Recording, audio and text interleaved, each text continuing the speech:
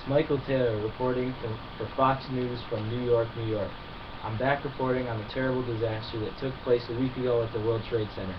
As you've probably heard, there was a terrorist attack on the World Trade Center building on February 26, 1993. Ramzi Youssef, as pictured here,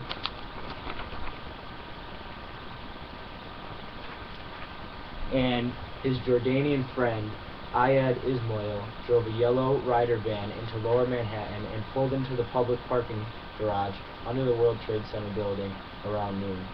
Youssef got out of the van and lit a 20-foot fuse and fled the garage with his friend. 12 minutes later, the bomb went off, opening a 30 meters wide hole through 4 sublevels of concrete.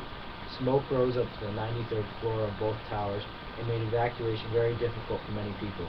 Many people were trapped in the buildings for many hours. This is a picture of some of the aftermath after the explosion. As you can see, there's a lot of rescue teams and rescue helpers there, and there's a lot of damage that's been done.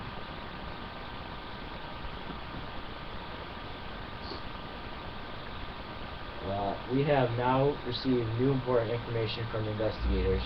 After the bombing, a massive investigation followed and was led by the task force, with some 700 FBI agents worldwide ultimately joining.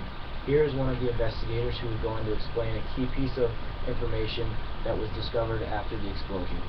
In the rubble after the explosion, we uncovered a vehicle identification number on a piece of wreckage that seemed suspiciously obliterated. The number belonged to a rented van reported stolen the day before the attack.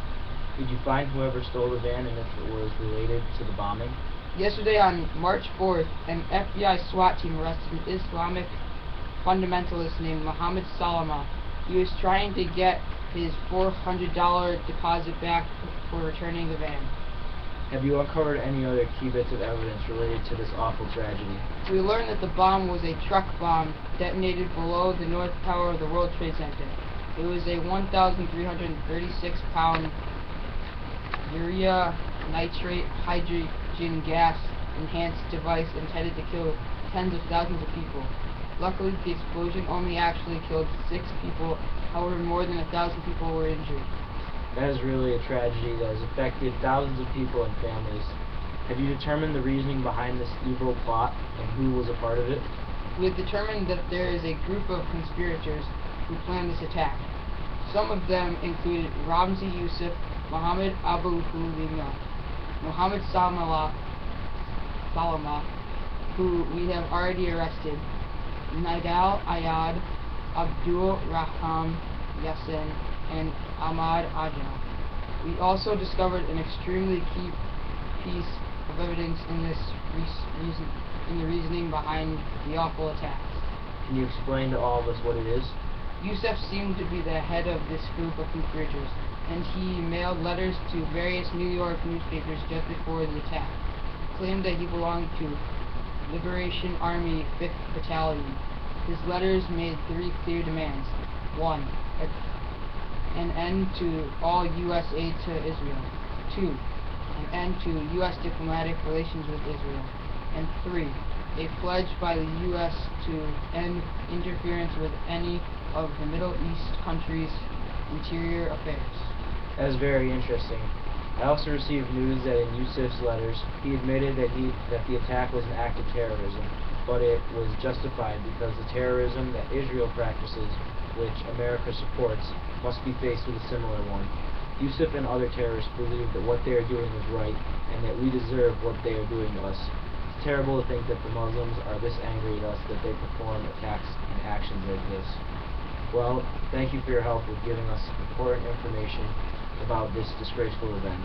I'm just glad I could help out and report some facts on the tragedy. Thank you. Next, I have other reported news that pertains to the bombing on the World Trade Center. Here is another investigator who has news on the devastating tragedy.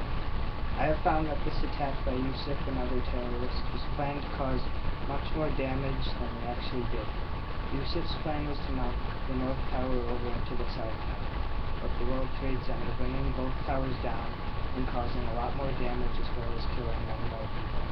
Luckily, Youssef didn't park the van close enough to the building or cement foundations, which could have made this evil plan successful. Wow, we're lucky that the full plan was not successful. Otherwise, this already horrendous event could have been a lot worse. Thank you for helping us out with this important information too. It's greatly appreciated. Glad I could help.